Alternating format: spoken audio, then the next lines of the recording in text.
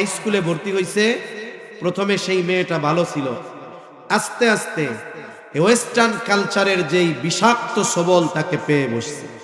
তার বন্ধুরা কেউ আছে নাস্তিক, তার বন্ধুরা কেউ আছে খ্রিস্টান।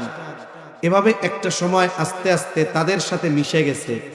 সে ওয়েস্টার্ন কালচারে ধাবিত, তার মা বাবা মুসলিম কালচার এখনো পালন করতেছে। এখন এই মেয়েটা একটু বড় হয়েছে, 18 বছর বয়স হয়ে গেছে।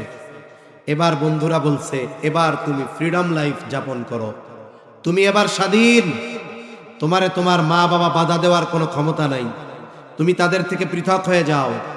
বন্ধুদের পরামর্শে সে এবার একটা চাকরি নিয়েছে, চাকরি করে, আলাদা বাসায় থাকে।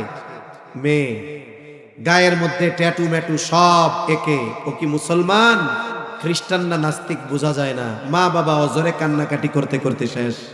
কি করা যায়? হাফেজ সাহেব আমার কাছে আসছে, কেন তদবির টদবির আছে? আমি কই, বড় তদবির তো ওনরাই আগে করে ফেলছে, তা আল্লাহর কাছে দোয়া করেন। তা মা বাবার চিন্তাধারা কি? যদি ব্ল্যাক ম্যাজিক কুফুরি কালাম করে হলেও ওকে ফিরায় আনতে হবে, ওরে ফিরায় আনবে এবং সে দেশে নিয়ে আসবে, ও দেশে আর থাকবে না।